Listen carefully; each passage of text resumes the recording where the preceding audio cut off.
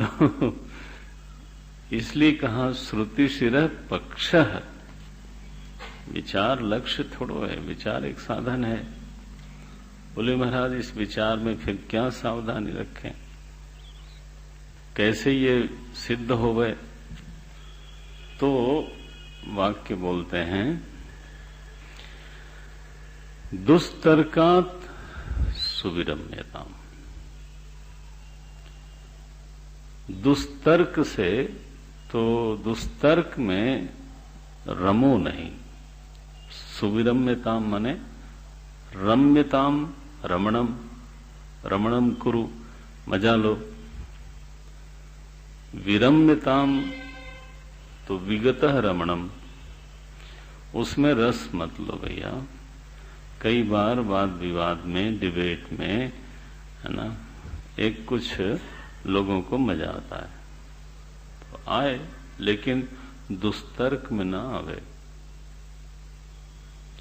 और बिल्कुल ही ना आवे। You should be, your mind set should be कि नहीं, ये बिल्कुल ही नहीं चाहिए, नहीं चाहिए। सु वी दो लगा करके फिर रम्यताम शब्द लिखा। सुष्ठु रूपेण विगतः रमणम यत्र। हाँ, जब पूरी तरह से उसमें रस दिखाई न दे, आदमी तुरंत ही विरत हो जाए। हाथ जोड़, महाराज शांति रखो, कृपा करो, हो गया। कहां से? दुस्तर्कात। दुस्तर्क शब्द को भी हमको सीखना है धीरे धीरे। तर्क माने क्या? तर्क माने होता है, असल में एक कतरत शब्द है। कतर एक शब्द बनता है संस्कृत में, उसमें होता है ये किए। गीता में शब्द आया है, आप लोगों ने पढ़ा होगा।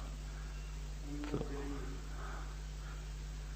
यदवा जयेम यदिवा नो जयु कतरन न गरीय नये तद विद्मः कतरन नो गरीय, ऐसा वाला श्लोक। कतरत न गरीय, कतरत का फिर अर्थ विपर्य भी संस्कृत में एक प्रणाली है शब्द बनाने की, कि वो शब्द को विपरीत कर देते हैं। हाँ, जैसे तो अब कतरत शब्द बना, तो अब एक शब्द बोल ही देता हूं मैं। पुराणों में एक ऋषि हुए कश्यप, आपने खूब सुना है। कश्यप ऋषि की दो पत्नियां हैं, है ना, दिति और अदिति। असल में ये शब्द संस्कृत का है पश्य का। तो दृष्टा की दो पत्नियां हो गई, ठीक है। एक असुर जननी हुई, दैत्य जननी, और एक देव जननी। अब बना तो पश्यक एव विपर्य रूपेण कश्यप भवति। पहले प से शुरू हुआ था, क पे गया था, पश्यक। अब क से शुरू करके प पे गिरा दिया, तो उसका नाम देखो, संस्कृत की अपनी प्रणालियां हैं। शॉर्ट हैंड जो आप करते हो ना, फुल फॉर्म और शॉर्ट, वो भी संस्कृत में है पहले से। इदम द्रक्ष्यति इति इदंद्रः, ऐसा एक शब्द बना, उसको छोटा कर दिया इंद्र। शतक क्रतुः, जिसने 100 यज्ञ किया है, उसको छोटा कर दिया शक्रः। श और क्रतु में से क्र, बस दो ही लिया। इसका बहुत आनंद है व्याकरण का, आप इससे कभी घबराया मत करिए। तो लेकिन ये है कि थोड़ा सीखने से रस आने लगता है। तो अब यहां देखिए कैसे शब्द बनाया। कतरत का उल्टा करके बनाया तर्क। तर्क का क्या अभिप्राय है? तर्क ना करना कि ये सही कि ये सही। आपने रामायण में देखा, बिल्कुल शुद्ध अर्थ में ही रामायण में ले लिया गया उसको। थोड़ा विद्या रस भी लेना चाहिए, है ना। जब माता सती चली गई परीक्षा लेने के लिए, और शिवजी महाराज के मन में तरह तरह की कल्पनाएं जागने लगीं कि ये होगा, वो होगा, वो होगा। तो उनके मन में तुरंत भक्ति ने सुरक्षा कर दी। उन्होंने कहा, होई है सोई जो राम रचि राखा। हाँ, अरे तो बड़ा प्रसिद्ध है, होई है सोई जो राम रचि राखा।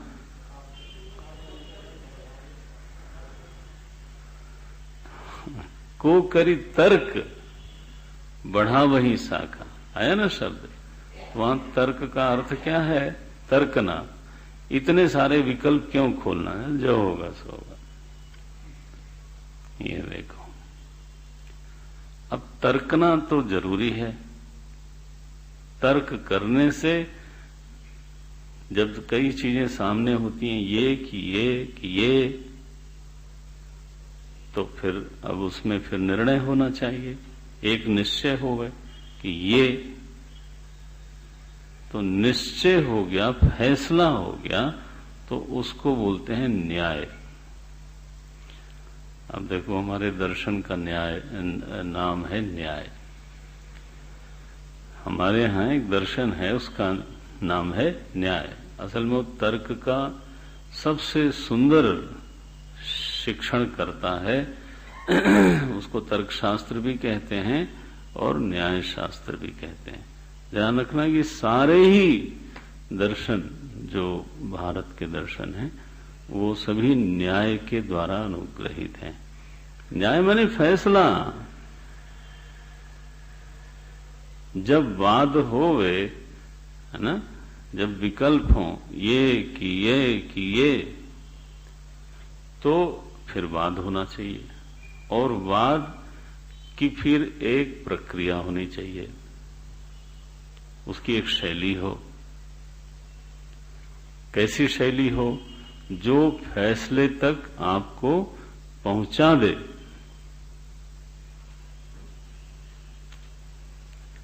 तो न्याय जो है वो वाद प्रक्रिया का बहुत बड़ा ग्रंथ है। ओहो, इंडियन सिस्टम ऑफ लॉजिक, आजकल ऐसे लोग पढ़ते हैं। हमारा अपना एक स्वतंत्र तर्कशास्त्र है, अपना एक तरीका है लॉजिक करने का। तो उसमें दुष्तर्क क्या होता है? अब तर्क तो हो ही गया, दुष्तर्क क्या हुआ? बोले दुष्तर्क तब हो, जो सबसे बड़ा दुष्तर्क का गड़बड़ तो यही है कि जिसमें फैसला न हो, तारीखें पड़ती जा रही हैं। वाद जो है वो बना रहे, तो फिर आपने फिर फैसला क्या किया? इसको शास्त्रीय भाषा में बोलते हैं, हाँ बता सकते हैं? ध्रुव? नहीं, अनवस्था दोष।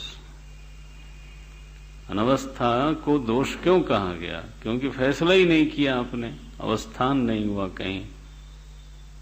देखो, इसलिए इसको दोष माना गया है। तर्क में दोष होते हैं, आत्माश्रय दोष है, चक्रिकापत्ति है, हेत्वाभास है, दृष्टांत वैषम्य है, इस तरह के दोष हैं। अनवस्था दोष है, बहुत सारे दोष हैं। ये बड़ा मजेदार ग्रंथ है न्याय। हो हम थोड़ा थोड़ा इन लोग पढ़ाते हैं, लेकिन जिसको रस है तो वो इसमें इंटरटेन करता है अपने को। स्वामी वामदेव जी महाराज हमारे बड़े पूज्य विद्वान रहे। आप उनकी विद्वत्ता इतने से सोच लो कि स्वामी निश्चलानंद जी को, जो इस समय पुरी के शंकराचार्य हैं, वो स्वयं बड़े विद्वान हैं। उनको उस समय वो न्याय शास्त्र पढ़ाते थे जब मैं महाराज जी के आश्रम में जाता था। तो उनका भी अनुग्रह दृष्टि तो हमारे ऊपर रही, तो हम जाते थे, मिलते थे। महाराज जी उनको नीचे नहीं बैठने देते थे। महाराज जी माने स्वामी अखंडनाथ जी महाराज, उनको ऐसे बैठाते थे तखत पे, तो वो आसन पे पूरा नहीं बैठते थे। एक कोने में ऐसे ही सिकुड़ के बैठे रहते थे। मैं सोता था, बड़ा मुश्किल है, नीचे बैठने नहीं देते जिससे आराम से बैठ सके, ऊपर कायदे से बैठते नहीं, तो इनकी ज्यादा तपस्या है। अदब की बात है, अदब की बात है। ये हमारे बड़े ही उज्जवल महापुरुष लोग हुए, वो पीढ़ी नहीं रही, तो और रिक्त स्थान की जो पूर्ति है ना, आसान नहीं होती, क्योंकि भीड़ तो बहुत है। विद्वान एव जानाति विद्वत जन परिश्रम, विद्वान ही विद्वानों के परिश्रम को समझता है, वो रोज थोड़ो पैदा होते हैं। एनीवे, तो मुझे एक बार बोला उन्होंने, भावनगर में पछे गांव एक जगह है, तो वहां ठहरे थे और मेरे एक शिष्य कह लीजिए पढ़ाए हुए थे, तो वहां महंत थे वो। तो वो मुझे जबरदस्ती, दूर था, ले ही गए, बोले नहीं चलिए गुरुजी चलना ही है। तो मैं गया। क्या नाम था उसका? नवीन है, नवनीत, अभी शायद गुरु शरणानंद कुछ इस तरह का नाम है। तो मैं गया तो पता चला वामदेव जी आए। हमने कहा हाँ क्या बढ़िया बात है। तो शाम को जब मैं उनके विश्राम कर रहे थे, तो शाम को मैं रुक गया, मिलने गया, तो बड़ा आनंद हुआ। तो मुझे वो समझा रहे थे, सिरहाने पे न्याय दर्शन की एक किताब रखी थी। कहने लगे एक वाक्य में कितने तरह के दोष हो सकते हैं। मैंने कहा स्वामी जी ये 4, 5, 6 तो हम पढ़ते हैं। बोले 200 तरह के दोष हो सकते हैं। मैंने कहा राम राम, ऐसे। इसलिए निर्दोष वाक्य बोलना सबके बस की बात नहीं है। कल हनुमान जी की जयंती थी, चलो आज स्मरण कर लेते हैं। हनुमान जी ने जब प्रथम भेंट में भगवान राम से वार्ता की, तो उनके वाक्य में एक भी दोष नहीं था। तो प्रभु, आप वाल्मीकि रामायण कभी देखना, क्योंकि वो स्वामी जी ने दूसरे ढंग से लिखा है। तो प्रभु राम लक्ष्मण जी से कहते हैं कि एवं भाषितुम न शक्य, जैसा हनुमान ने बोला है ऐसा बोलना सबके लिए संभव नहीं है। जिसने ऋग्वेद न पढ़ा हो, जिसने यजुर्वेद न पढ़ा हो, जिसने सामवेद न पढ़ा हो, ऐसे बोलते हैं प्रभु राम हैं। जिसने वेद का अध्ययन न किया हो, ऐसा कोई है नहीं, हो नहीं सकता जो इस तरह का, जैसा इस विप्र ने बोला है, ऐसा बोल सके।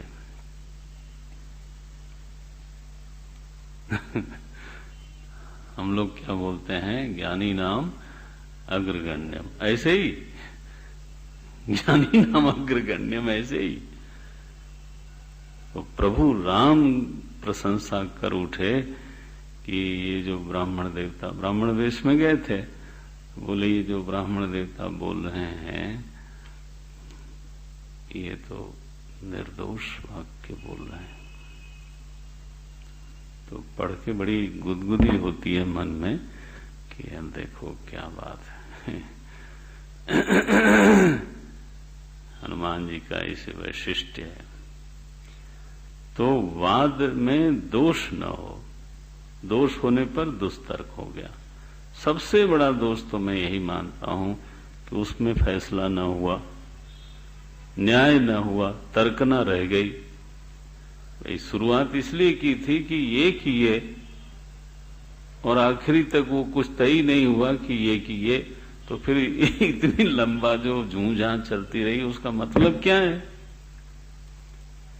निर्णय पर्यवसायी होना चाहिए तर्क को। पहला तो ये फिर वहां विचार नहीं करना चाहिए, तर्क वितर्क नहीं करना चाहिए, वाद नहीं करना चाहिए, जहां पर वितंडा हो अथवा जल्प हो। वितंडा माने होता है कि हमने भी निश्चय कर रखा है, आपने भी किसी मत का निश्चय कर रखा है, और दोनों अपना मत बदलने के लिए कहीं से भी तैयार नहीं है। अब जब कोई खुलापन है ही नहीं, ना आप अपना मत छोड़ोगे न मैं अपना मत छोड़ूंगा, तो फिर ये बीच में 1 घंटा बर्बाद करने की क्या जरूरत है? अंत में क्या हुआ? बोले कुछ नहीं हुआ। कांग्रेस का प्रवक्ता, भाजपा का प्रवक्ता और पार्टी का प्रवक्ता 1 घंटा बकबक करते रहे। हुआ क्या? बोले हुआ कुछ नहीं, सब अपना अपना मत लेके गए, आए भी थे लेके। भाई वाद तो तब होवे जब मंडन मिश्र और भगवान शंकराचार्य का वाद हुआ, ठीक है? 15 दिन हुआ, लेकिन फिर जब एक बात तय हुई तो मंडन मिश्र सुरेश्वराचार्य हो गए। हमारे 4 प्रमुख आचार्यों में से इसको बोलते हैं वाद। अब आप वितंडा करके बैठे हो, ना मैं ना छोड़ूं तो मैं ना छोड़ूं, ये क्या हुआ? तो ऐसा जहां भी दिखने लगे कि ये आदमी अपना मत केवल छोड़ता होता है नहीं, तो फिर वहां पर सुविरम्यता, भाष्यकार का आदेश है, इसको भूल जाओ, इसको वहां उलझने की जरूरत नहीं है। आप साधक हो, आप कोई डिबेटर नहीं हो। नौ दूसरा एक दोष है जल्पना। जल्प माने क्या होता है कि मेरा कोई मत ही नहीं है, मेरा कोई मत नहीं है, लेकिन आप जो कहोगे उसका मैं खंडन जरूर करूंगा। प्रयागराज में एक जगह मैं सप्ताह में 1 बार जाता था प्रवचन के लिए, वहां विद्वान लोग भी आते थे। वो बड़ी कृपा रही, भगवान का अनुग्रह याद करता हूं, तो ऐसी जगह भेजा और वहां उस समय ऐसे विद्वान लोग रहते ही थे, उन्हीं की संगति मिली। तो एक दिन एक स्वामी जी आए हुए थे। पहले वो इलाहाबाद यूनिवर्सिटी में केमिस्ट्री के हेड ऑफ डिपार्टमेंट थे, फिर आर्य समाज से उन्होंने संन्यास दीक्षा ली। सत्य प्रकाश जी कुछ नाम था उनका, पता नहीं तुमको मालूम है कि नहीं? हैं? अब डॉक्टर लिखना जरूरी नहीं था। जब स्वामी जी हो गए तो हाँ वही मतलब तो बड़े विद्वान, माने योग पर भी, वेदांत पर भी, सारे दर्शनों पर विद्वान। स्वामी जी मैंने प्रणाम किया, मैं ब्रह्मचारी था। तो जो आयोजक थे उन्होंने कहा कि उनका स्नेह बहुत था मेरे से, तो बोले ब्रह्मचारी जी अब आज बड़ी समस्या है। हमने क्या क्या समस्या है? बोले अभी तक का रिकॉर्ड ये है कि जो भी बोलता है वक्ता उसका तो फिर वो स्वामी जी बाद में खंडन करते हैं। आप द्वैत कहो तो उसका खंडन, अद्वैत कहो तो उसका खंडन, योग कहो तो उसका खंडन। तो हमने कहा ये तो बड़ी गड़बड़ बात है, ये तो यहाँ जल्पवाद है। तो फिर तो हमने कहा कोई बात नहीं, हम प्रसाद मानेंगे, ठीक है। अब पता नहीं उन्होंने आपस में क्या राय की, उन्होंने हाथ जोड़ के माइक पर अनाउंस किया कि स्वामी जी आप ही सभा में वरिष्ठ हो, तो आप पहले बोलो। अब आप सोचिए कि उनका तो खंडन करने का विषय होता है और अभी तक कोई विषय आया ही नहीं था, किसी ने कुछ बोला ही नहीं था। बोले नहीं मैं कैसे बोले आप इतने बड़े विद्वान हो, आप तो कुछ भी बोल सकते हो। तो उस दिन बहुत उनको झंझट बेचे, बहुत परेशान हुए, कुछ भी बोल के जो बैठे नीचे। फिर बाद में से बुलवाया गया तो कुछ खंडन नहीं हुआ, फिर बात बन गई, उनकी बारी पूरी हो गई थी।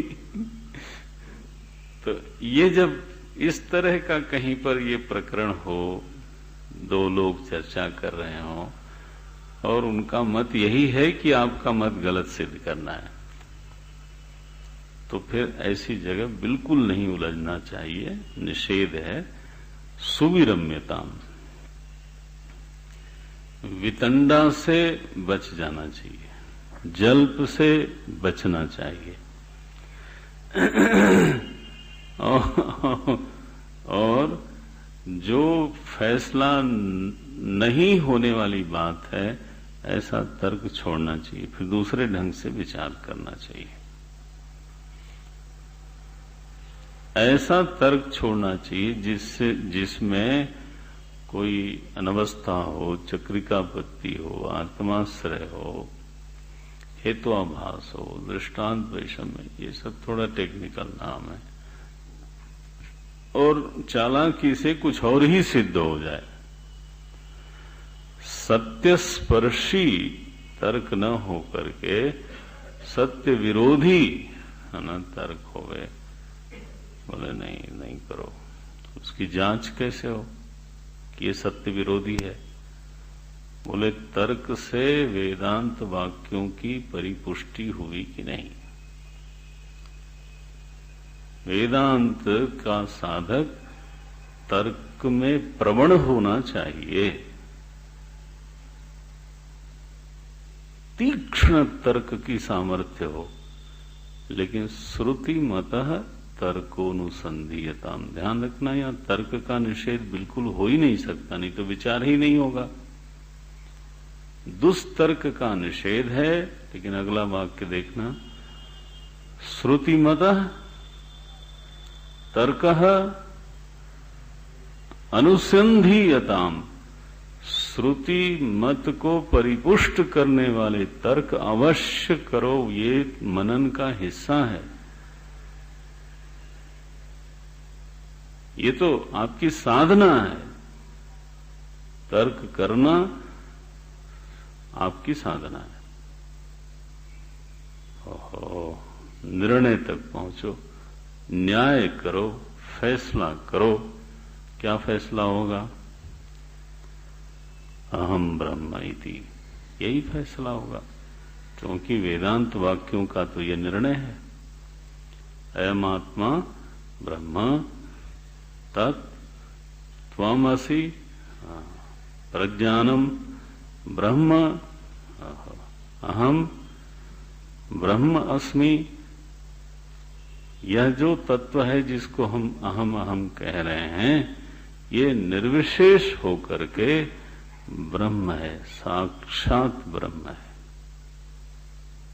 ये निर्णय किया, जब निर्णय पहुंच गया, तर्क के अनुश्रवण पहले फिर मनन, दोनों के अनुग्रह से जब ब्रह्मास्मि इस प्रमा का स्फुरण हो गया, तब भगवान भाष्यकार सुझाव देते हैं, ब्रह्मास्मीति विभाव्यताम, ये निधिध्यासन है, हाँ, कंटेम्पलेशन है। अहम ब्रह्म अस्मि, इस भावना को प्रबल करो। इस भावना में बाधा कहां से आती है? कहां से आती है? बोले गर्व से आती है। गर्व माने, गर्व किस चीज का होगा? विशेषण का। मैं ये हूं, मैं ये हूं, मैं ये हूं, ठीक है ना? तो विशेषण को अगर आप प्रेम करोगे तो निर्विशेष छूट जाएगा। ये सीधा मामला है, सीधा मामला है। इसलिए भाष्यकार आदेश करते हैं साधक को कि अगर तुम सच में साधक हो तो विशेषणों को बहुत ज्यादा प्रेम करना छोड़ दो, हो सके तो उनसे दूर ही रहो।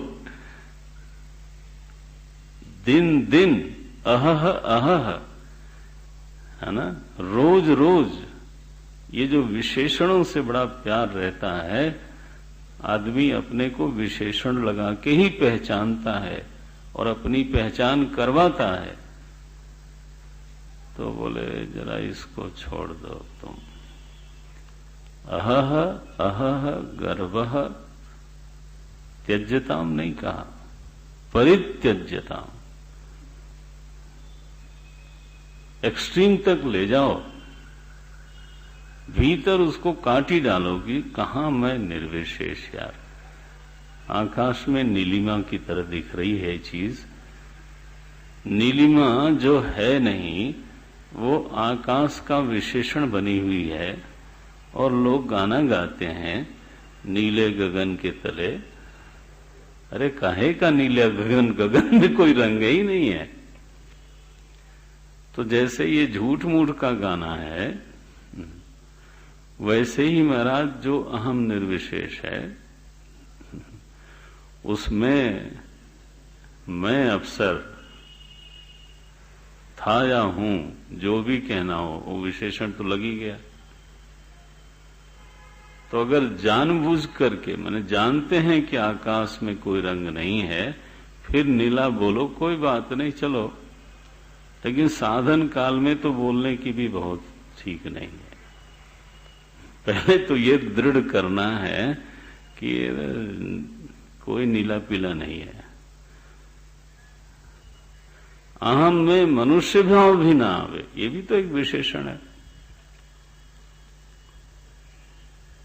हो। फिर बोले ये बाहरी विशेषण तो छूटे, तभी ब्रह्मास्मि गाढ़ा होगा। बिल्कुल ये टिप्स हैं, और ये नहीं फॉलो होगा तो नहीं होगा। दूसरा देहे हम्मतिरुज्झताम, उज्झताम माने फेंक दो इसको। अपने अस्तित्व को निरंतर निराकार चेतन दृष्टा के रूप में जब व्यक्ति माने ध्यान करने लगता है, महसूस करने लगता है, तो शरीर तो फिर अपना आकार हो नहीं सकता। तो चाहे थोड़ी देर के लिए बने, लेकिन ये बात बनाना चाहिए कि मैं निराकार हूं।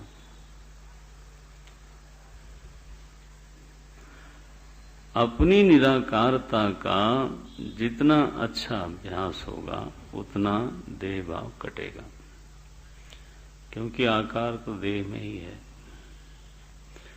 असल में अपनी निराकारता का ध्यान छूटता है और अपने में साकारता का तत्क्षण आरोप होता है। आकार देह में है, आकार मैं में है नहीं। इस देह के पहले मैं था, लेकिन उस मैं में यह आकार नहीं था। मैं बचपन वाला ही है, लेकिन बचपन वाला आकार इस समय मेरा है नहीं। अब बोलो मैं तो वही हूं, यही मैं बोलता हूं, सोहम, मैं वही हूं। जब मैं 2.5 फीट का था, 3 फीट का था, अभी आकार इतने बदल गए, तो फिर इसका नाता जो है वो कैसे आप नित्य मान के बैठे हो? ये तो निराकारता का विस्मरण साकार के आरोप का तत्क्षण कारण बन जाता है।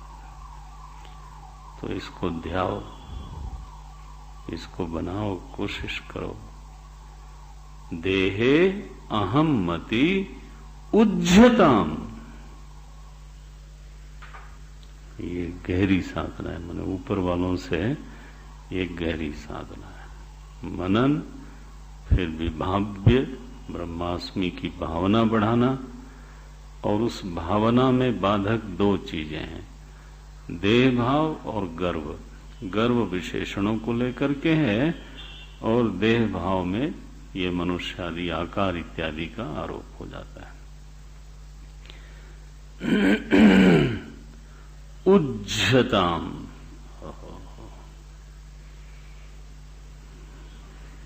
साहब बोलते हैं, एक चीज और ध्यान में रखना, विद्वानों के चरणों में, जो ज्ञानी पुरुष हैं उनके चरणों में जाना चाहिए, लेकिन उनसे सीखो, उनसे प्रेरणा लो, उनसे उनका वात्सल्य लो, वाद मत करो।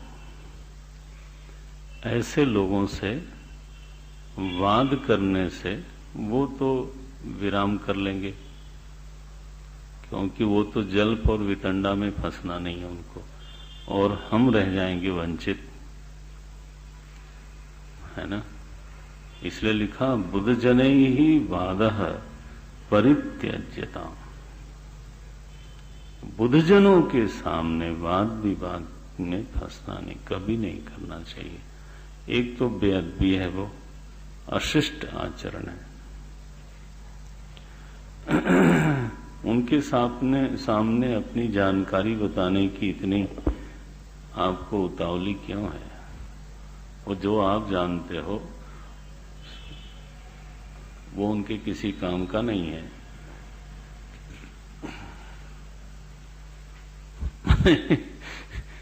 कुछ ऐसी बातें हैं, उससे नुकसान यही होता है कि उनका जो स्नेह धारा सहज चल रही थी मेरे ऊपर, वो कहीं न कहीं अवरुद्ध हो जाती है।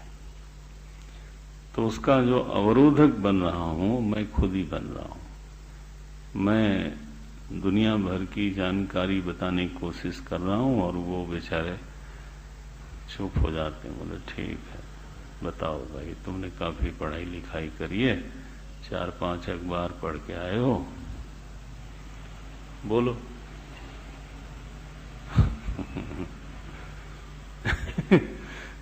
ऐसे ही है। तो